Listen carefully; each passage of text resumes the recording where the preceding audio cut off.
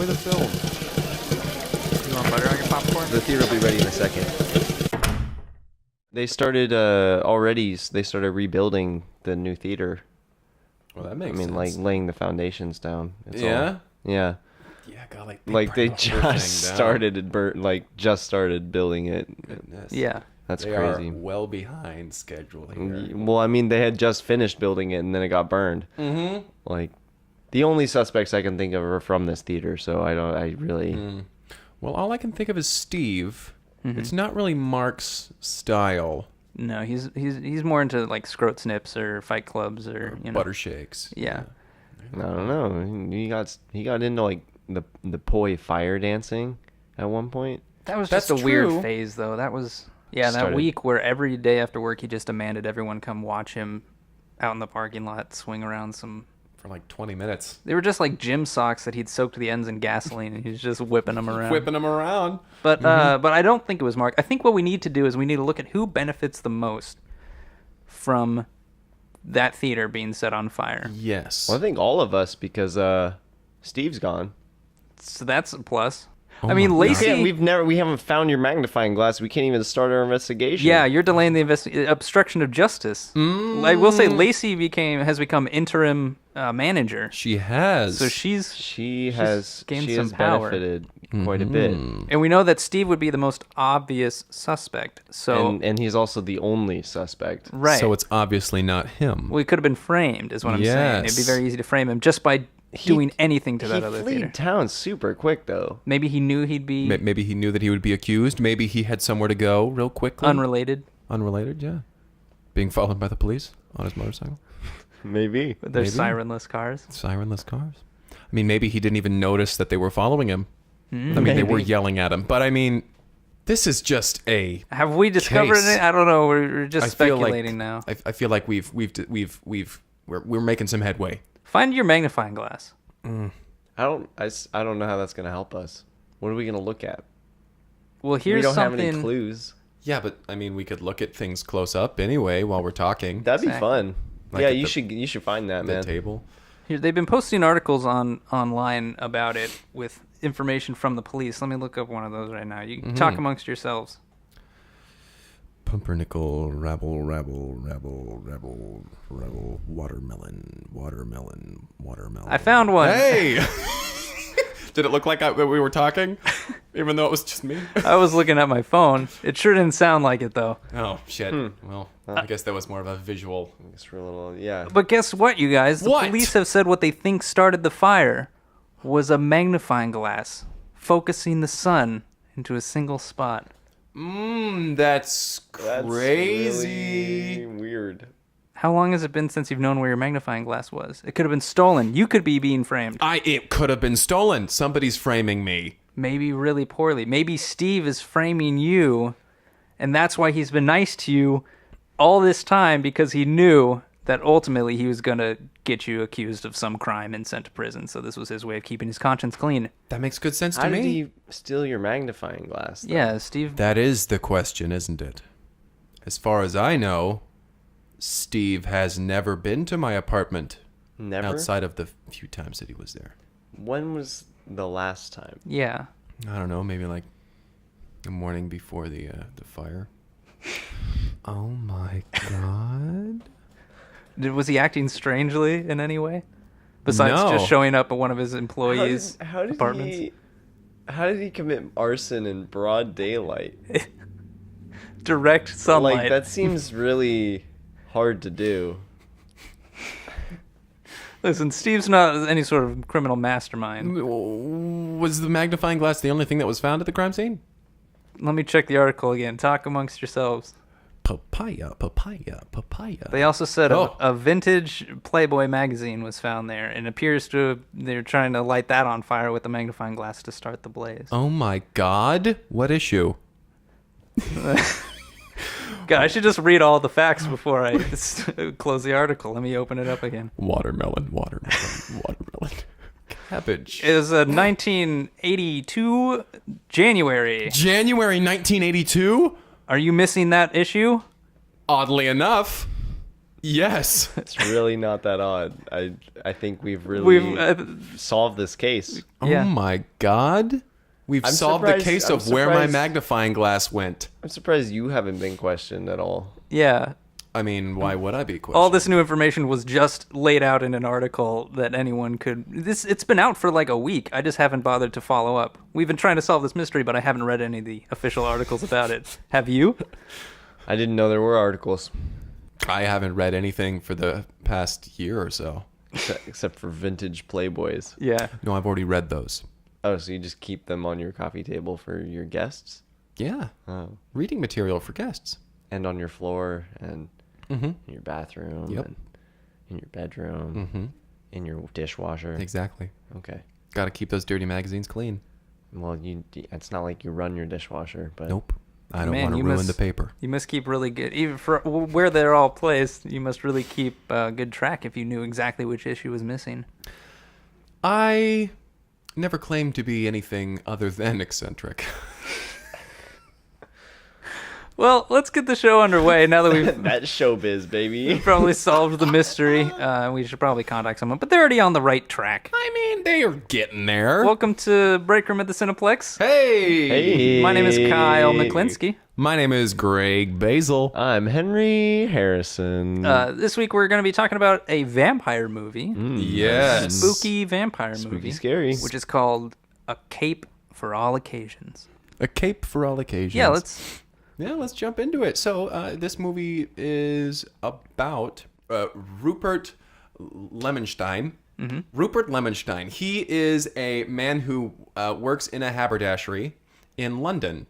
A haberdashery being a men's fashion store. Oh, like ties suits and and, things. Okay. and cufflinks and tie clips and everything. sure. Is it So- just the accessories, or is it like Yes, suits? it's like accessories. There are some suits there that you can buy. You can buy suit jackets and vests and things like that. I mean, obviously, I know because we watched the movie, but Yeah, Yeah. exactly. Yeah, Just yeah, for yeah. the sake of the It's- listen. Men's Warehouse, a haberdashery. ish. What would make it more? It's so? it's a haberdashery plus. Oh, Yes, okay. just like this fella's shop. Yes. It's basically Men's Warehouse. It would have been easier for me to say. He manages a Men's Warehouse. so it's like So the it's like a Men's Warehouse that he has there in Victorian London. it's like the late 1800s. Exactly. He just runs a normal, everyday men's shop. Mm-hmm. So one day, somebody comes into the haberdashery, and Rupert goes up to him and says, "Hello, welcome to my haberdashery. Ooh, I hope you're ready to keep that up the whole episode. care for a mint?" And the fella says, "I'm looking for something." I'm looking for something that would go well at a dinner party. I'm You going know to how a dinner people party. sounded in Exactly. London. Exactly. I'm looking for something that would go well at a dinner party. And Rupert says, "Well, I have just the thing. Come over to my cape section." So he starts trying on capes, this That's fine, customer, capes. and they're all too short or too wide. And so he's eventually like, "Rupert, do you have anything that's like a specialized cape? Something that It's gonna take people's breath away. Really Yeah. wow them, you know. "Oh, I have just the thing." So Rupert goes into the back. He crosses in front of A mirror. a full-length mirror. Right. And if you're paying attention, he doesn't show up in the mirror. show up That's in our the- first hint. So Hey, that's the first hint. and he opens the back door. It's like. It's like really loud, long Loud, creak, long. and he gets into the really back. needs to get some WD-40 up in there. And he's sorting through all these garbs, and finally he finds the perfect cape. It's velour. It's like crimson colored with There's black a big mat. collar up the back. And he brings it out to him, and he says, "Wow, this is probably the best cape I've ever seen. I'm gonna wear this everywhere. Like, this is great."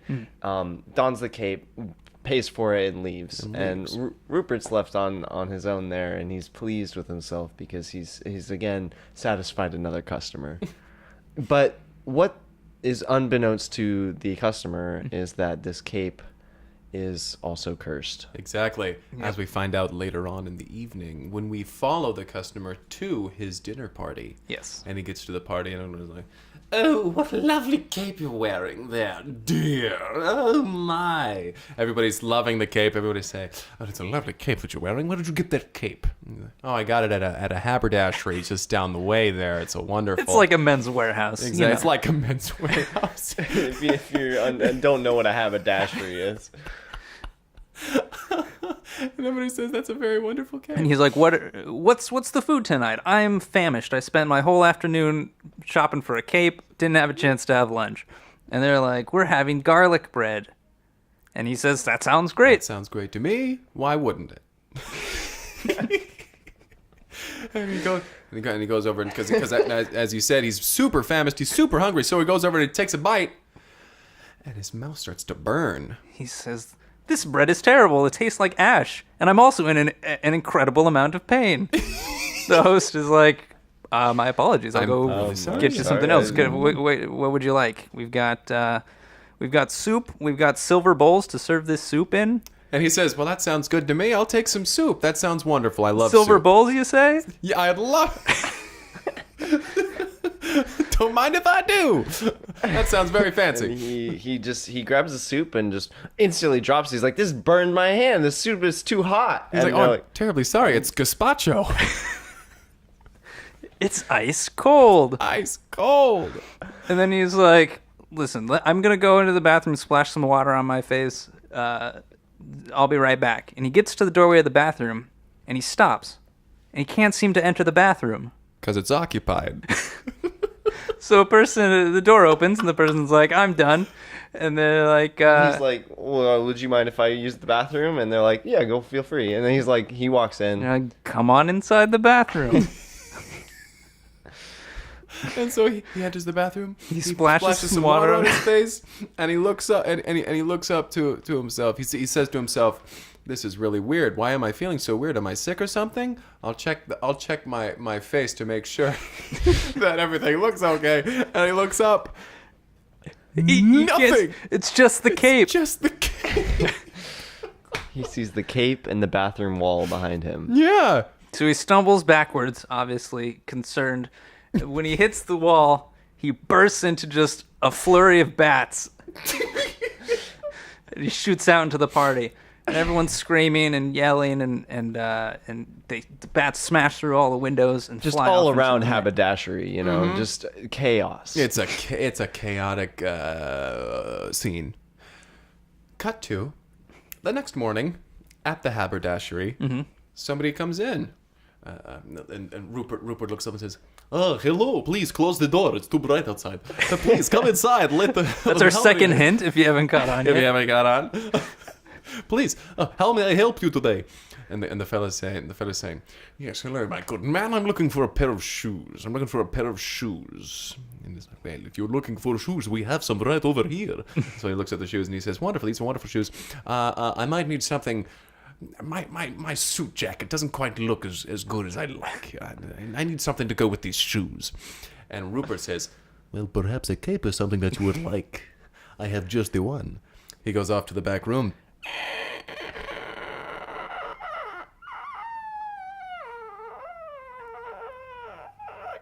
And he goes inside. It's got a little latch that... Got a little latch that holds it open. And he goes over.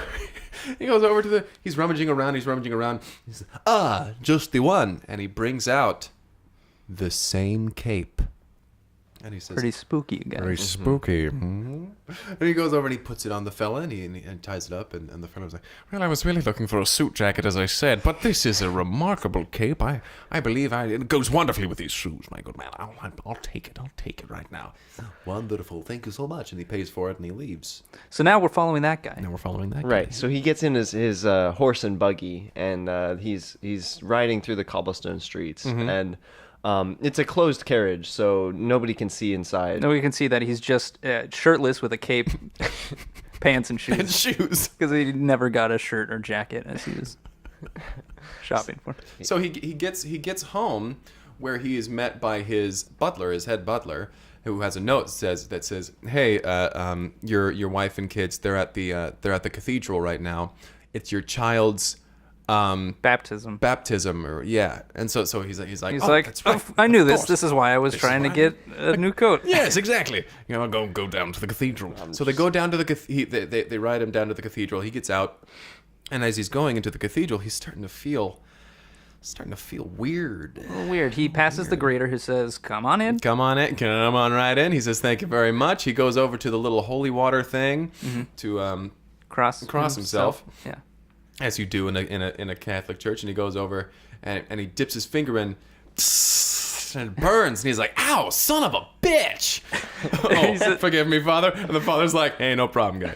And so he's like, well, He's like, I'll that water is hot, and the very priest hot. is like, "That's gazpacho." The holy water's Holy water's over in over that. there. That's gazpacho in a silver bowl. Garlic gazpacho. So he's like, "Oh, my Oh, mistake." I'm terribly sorry, Father. He goes over to the holy water. The holy water. This burns like gazpacho. But he shrugs it off. He's like, you know what? It's fine. God gets it. So he walks forward, He marches down the aisle shirtless. in a cape and shoes, and he marches forward to where his child is being held by the bishop, and his wife is there, being like, "Hey, you look great in your cape. Come on up."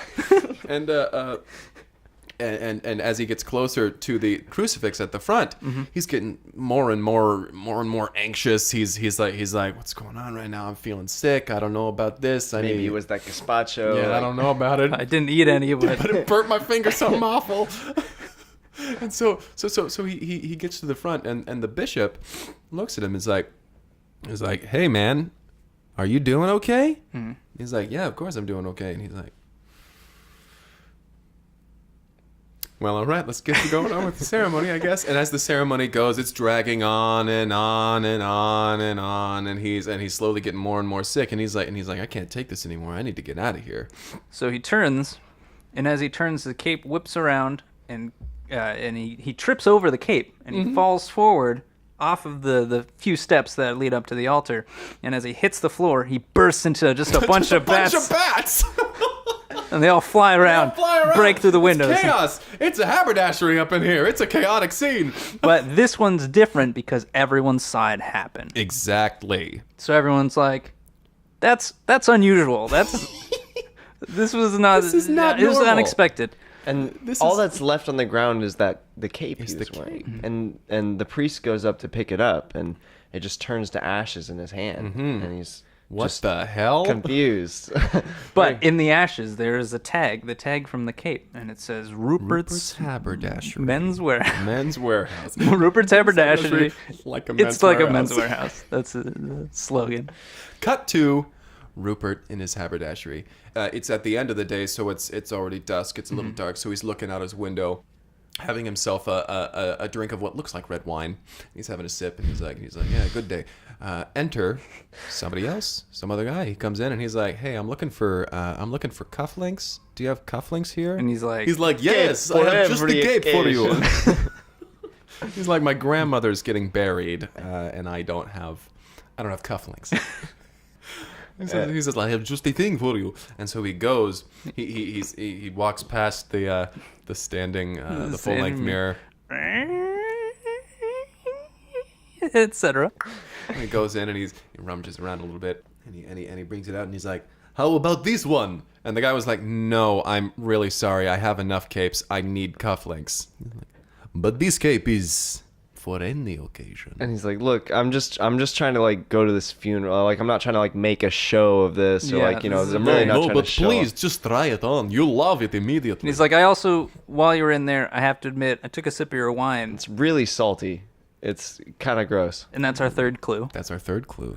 And at this point, the priest from the night before, he stops outside and looks in the windows, and he sees Rupert Brandishing his cape, And and he's he's like, like, "That's the That's same the cape. cape. I would recognize that cape anywhere. That looks That looks that spectacular looks super on him. fly, you know." So, like, so the priest turns and calls over his shoulder, and he's like, "Yep, it's the Cape." And at that moment, behind him, torches start lighting up as this mob. As a mob. They've been waiting in the darkness just in case they were darkness. wrong. They didn't want to be too hasty. Yeah, exactly. But he's like, Plus, "Yeah, that's torches, the Cape." Torches don't last as long as you might think, so they didn't want to waste the torches. Yeah, yeah. So they light up all the torches, and the street is suddenly full of fire and pitchforks. And they rush the store. They break the windows. They're like, "This They're is some jumping in. sort of a store." What is this, like a Men's Warehouse or something? Pretty much. and they're all rushing in, and Rupert turns around, and he runs into the back room, past the full length mirror. You don't. He's not. You don't see him in the no mirror. reflection. There's nothing in the mirror. Not even And one. he goes to the back room. And the whole time they're just rushing in the windows and storming the store, tipping over racks of clothing, and then the latch closes. He gets through the back, He gets to the back. bursts into a bunch of bats, And that's when flies- that's when we're like, Rupert is a vampire. It's a vampire. That's the big reveal at That's that the point in one. the film. So he bursts into a bunch Bursts of bats. into a bunch of bats, and all the bats fly off through a window Mm-hmm. in the same direction. Because he's used to turning He's used into to a bunch of being bats. Yeah, this is something he's done Right. They're before. coordinated. Yeah. Exactly. So the priest and the mob are able to see where the bats fly into the distance. Because he doesn't go too far. It's just the castle up on the hill. Yeah, and then he turns back into a person and goes And he inside. saunters on in, And and they're they're like, the castle, to the castle, to the castle. They all leave, and all that's left is the one guy in the store who has the cape on now, and he's just kind of confused because He just wanted some he, cufflinks for he a was funeral. not even there for a cape. So he just grabs some cufflinks off the shelf and Yeah. leaves the store. He leaves some money on the counter because he's an honest person. Yeah. He's an honest person. So cut to the mob arriving to the castle. Their guns blazing. Well, no guns, No but guns, but their torches are blazing. And they are furious. So they pound on the door because they can't kick it open. They try a couple of times and it doesn't work. And then they're just like, well, let's just knock and see if he comes. And then they just pound on the door, and the doors.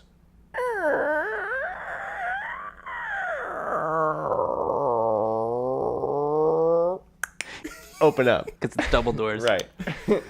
And they're kind of uncertain because nobody's at the door. And they're like, okay, well, should we go in? Just go in. Yeah. And so they go in, and they're kind of exploring things. And They're walking down the big long entryway, and there are portraits along the way, all of Rupert right. Yeah. at different points in history. Exactly. Yeah. And they're trying to put the pieces together. Like, is he just really old? Is this What the hell is this? It doesn't look This that is different. yeah. The group of them enter the library, and they're looking at the shelves, and then they're like, well, maybe there's some answers in these books. Everyone grab a book. And so they all start pulling books, and the shelves are bookshelves are spinning flipping around. Apparently every bookshelf in that castle is every book as a hidden triggers a different thing.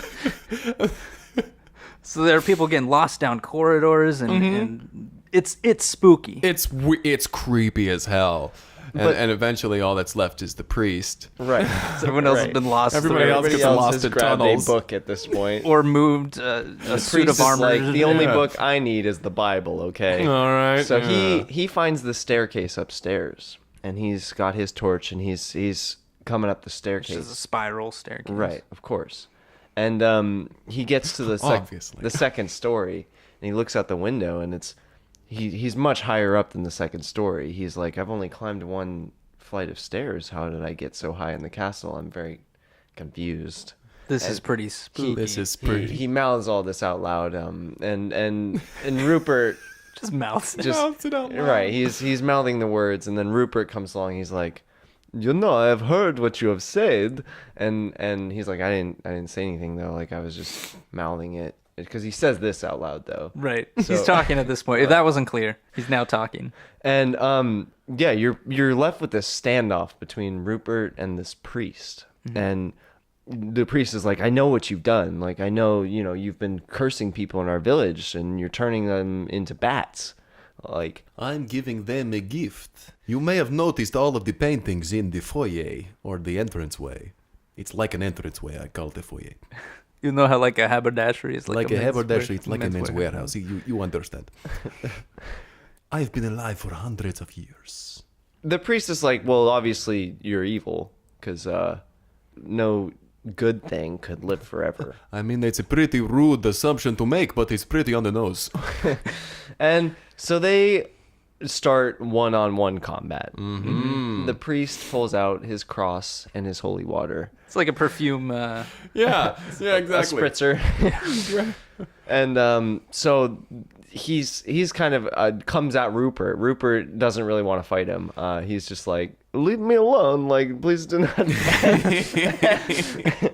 And so he's spraying him with the spritzer and backing him into a corner with the cross. And Yeah, they're still in the spiral staircase, but he finds a corner right to back him into. It's spooky. It's a spooky castle. It's pretty Spooky. spooky. And at this point, Every bookshelf has a passageway.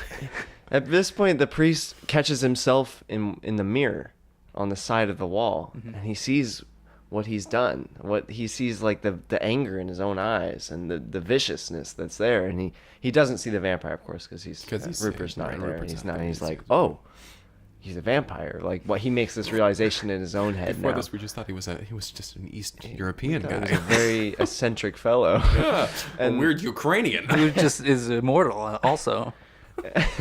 And he stops, and he stops himself because he's like, maybe I'm the evil one. Maybe I'm the monster. And at this point, the various members of the mob have found their way out. They've been regrouping. stumbling at a bookshelf. They all And so kinda they come were out of that. they were making their way up the spiral staircase, and they hear the priest go, "Maybe I'm the monster." And you hear a guy from the mob go, "Hey guys, the priest's the monster." And so the mob starts chasing him up the tower, and Chasing so the he priest up. takes off, and Rupert's like, "You went that way, He went that way. upwards, the only other direction." As he fades into the shadows. He gets to the top floor. He's on the balcony priest on the top gets to floor. the The top. priest, right? Yes. And he's cornered up against the back of the balcony, and the mob is swiftly approaching, and he's just scared for his life at this point because he's like, I've come to terms with, like, my sins, and like I've finally discovered like how to be a better person, but this mob is just a mob, and they're angry, and they want someone to die. Yeah. Right. And he sees his life flash before his eyes, and then the man from the shop, the haberdashery before, wearing the cape, flies in as a pair of bats and swoops the priest off the balcony. He's like, check out what I learned how to do. Picks him up and flies him away. We do a quick flashback of him at that funeral, and he's approaching the casket, with his grandmother in it to pay his final respects. And Foot then catches on the his cape. foot catches on the cape, and he falls into the already dug grave. And as he hits the ground, he bursts into a bunch of bats and flies off towards the castle. Yeah, except he's a quick learner. He figures out, okay, I can control all these bats. So he saves the priest, and he sets him gently back down on the ground. And he turns back into a human. Mm-hmm. And he's like, well, this isn't really a curse. I kind of like being a bunch of bats. Like, it's pretty cool. I can get around a lot quicker. And, I don't have to eat as much food. And apparently I live forever now. So that's kind of cool. That's cool. That's a plus. So they go and meet up with Rupert at the haberdashery. Rupert's there with a broom. He's cleaning it up. Like, no rest for the wicked. And so they go up and they meet up with him, and they're like, hey, here's the thing. Super sorry. The priest is speaking. He's like, super sorry. I was trying to Destroy exercise you. your demons or whatever. I was actively trying to destroy you. Yeah. And Rupert's like, no harm, no foul. So, Rupert, the priest, and the Cape guy are friends now, and they're They hang sitting out. down for dinner. And he's like, do you have any garnishes? He's like, garlics. And he's like... And they all share a laugh. Cut to credits. They just wanted to throw that one in there, I guess. I don't know.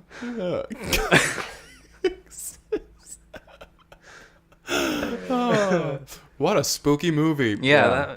Yeah. Cape for all occasions. A cape for all occasions. I liked it. I liked it a lot, actually. It was a good It was movie. really fun. Did as well. Really fun. I like that I learned something from this movie. And what was that? Yeah. Well, What a haberdashery is. It's kind of like a Men's Warehouse. Yeah, it's an educational movie. Yeah. yeah. Really teaches you something about the world and about yourself. Right. And words. It's true. It's true. Did you have a favorite part, guys? So throughout the credits, we're seeing that like Rupert's business is keeping up. So we keep getting the like ding of the bell as someone enters the place, and they're like, "I'm looking for this," and he's like, "You mean a cape?" So he's handing out this cape to all these people in town, and you kind of realize through this like jaunty montage throughout the credits that like everyone in this town is slowly being turned into a vampire, into just a bunch of bats, and so. Kind of like the end sweeping shot as the credits are rolling up across the screen is just sweeping through the town, and people are walking around, and they all got different capes on, or And they're falling down. yeah, they're they're shaking hands and high fiving, and every time they high five, they turn burst into into bats. Someone stumbles over the curb, and they burst into bats. And I just like it's like a little bow on the package. It's like the problem's solved, but like also Rupert's business is doing fine, and everyone's bats. Everyone's bats now. Yeah, it's kind of like a, how are they now story. Yeah, Like, yeah. Let's check back in with these characters. Good stuff. 8 out of 10. Wow, right out of the gate with that. Yeah. 8 out of 10. I'll say 8 out of 10 as well. Nice. Nice. Yeah. Well, my name's Greg. My name is Kyle. I'm Henry Harrison. And that's the show. I guess we should contact the police with what we know about your missing magnifying glass and magazine. And Steve definitely did it. Steve, we can say definitively, It wasn't unless me. Greg did it, that Steve definitely did it. I don't think it was me. Hit us on Twitter. Oh, yeah. You Hit can us up. you can reach out to us via email at cineplexpodcast@gmail.com or on Twitter at cineplexpodcast, and we'll give a watch to any movie that you send our way, any title, or ask us questions about Timberdale. You know how it works. Yeah, hopefully. Do you know how it works? I've asked the question before. About via Timberdale? Twitter, or just in general. Just, yeah, that's what we're talking about. Henry has asked a question before, so you can use that as an example. Just how to format a sentence that ends in a question mark. It's mostly in the punctuation, I got to tell you guys. Really? There you go. That was a good example. Here we are. Anyway, thanks I'm for here to listening. teach. It's mostly in the punctuation, guys. These are not good examples, It's but mostly in the punctuation, guys. all right. Thanks for listening. Goodbye. Goodbye.